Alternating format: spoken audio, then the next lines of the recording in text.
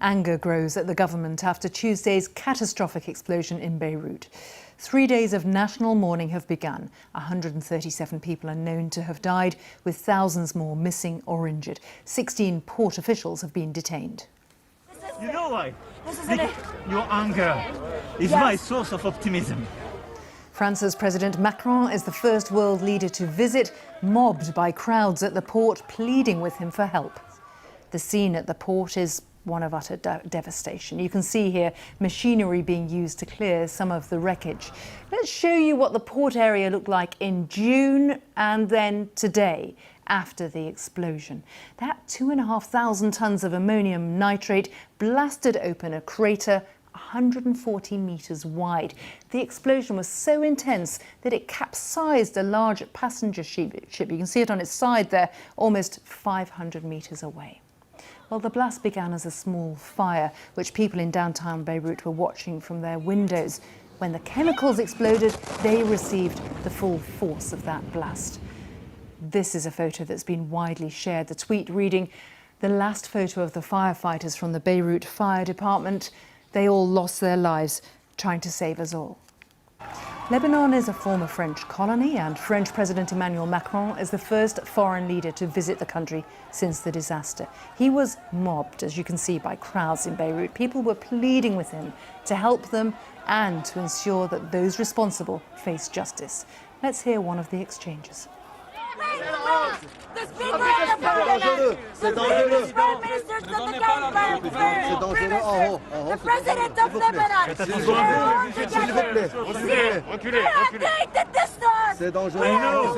I'm not here to help them. I'm here to help you. I know. Listen to us.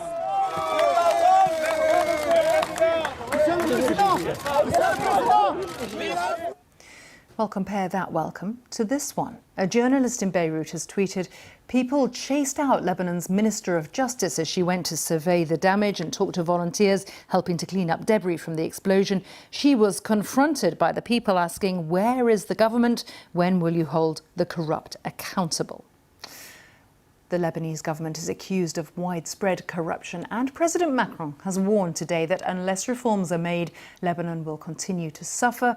And he insists aid should be contingent on fundamental political change. Here's a bit of what he said. I want to meet with all Lebanese political forces for very frank discussions, because beyond the explosion, we know the crisis here is severe. It implies a historic responsibility for the current leaders.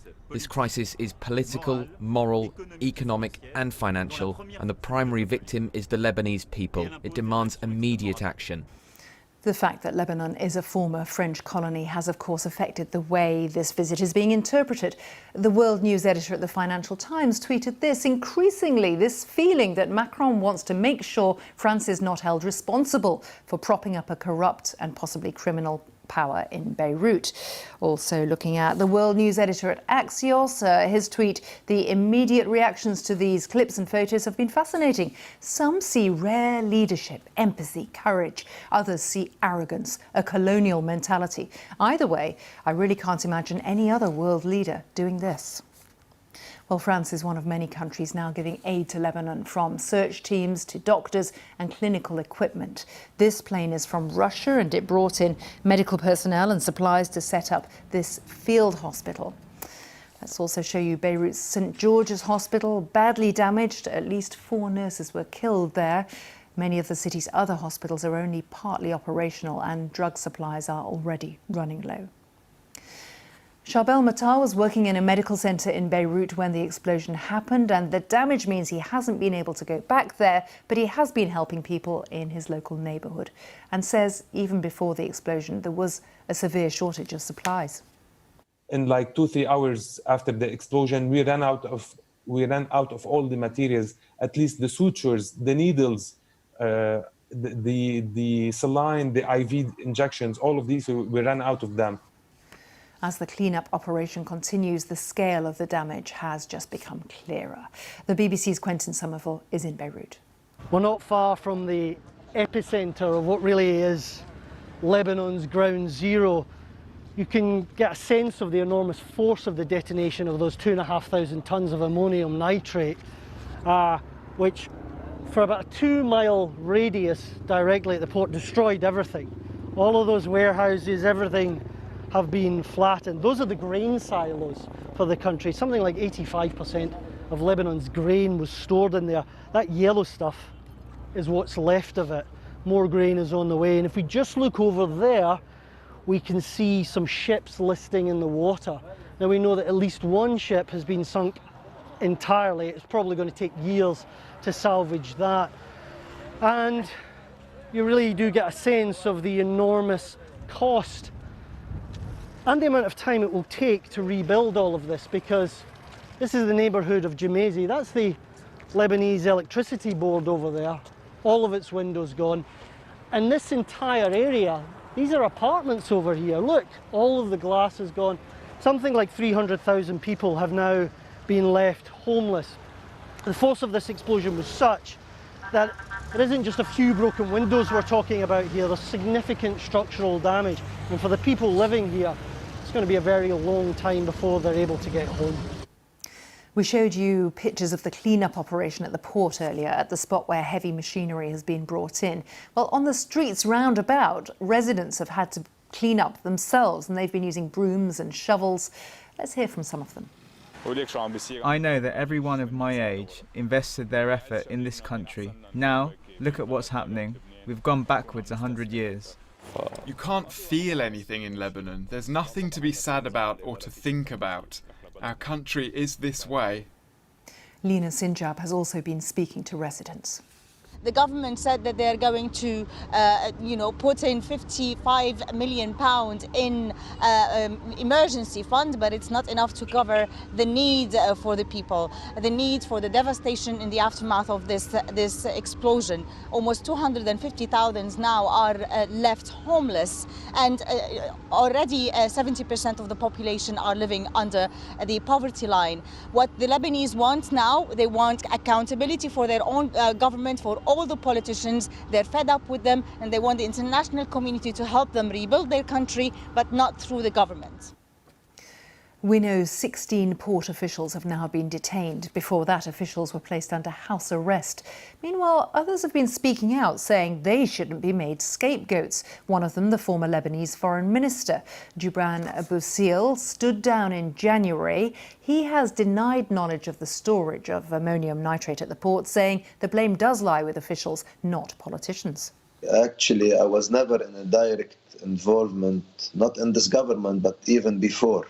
But this happened since 6 years, since 2014. So all the consecutive government officials who are directly involved in this matter should be put under thorough investigation, and those responsible should be held accountable, because the negligence part, I'm not talking about the possible attack part, but the negligence part is flagrant by itself. The documents are there. No need to go through the investigation is already clear somehow, because the documents, the evidence, the events, everything is there and clear. The fact of keeping such explosives, 2,750 tons in a civil port like this in the heart of the city is something unacceptable. Well, just how thousands of tons of explosive chemicals were left to languish in the port of Beirut has yet to be fully explained. Lebanon as a whole, though, is already going through its worst economic crisis since the 15-year civil war ended in 1990, and many people have accused the authorities of corruption, neglect and mismanagement. Here's Caroline Hawley to explain more. Think of Lebanon and you might think of its beauty, its beaches, the bars and nightlife of Beirut. Or you might think of war, destruction and crisis after crisis. It's a small and complex country with a big heart and some very big problems. To understand the problem, first look at its location. Hemmed in by Israel and Syria, but also looking west across the Mediterranean.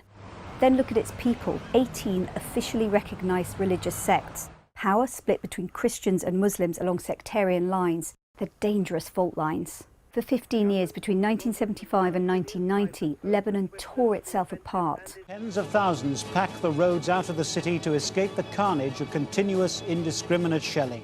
Beirut became a byword for lawlessness and fear. Warlords and militias ruled the streets.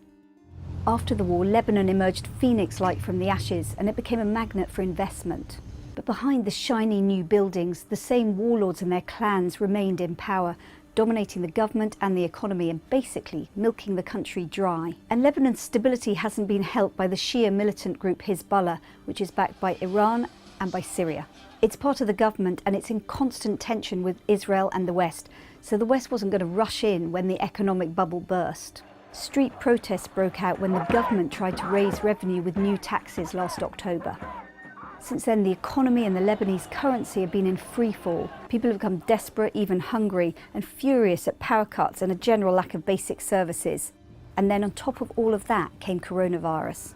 Lebanon was on its knees before nearly 3,000 tons of ammonium nitrate exploded with such horrifying effect. And people are already blaming their corrupt and incompetent leaders.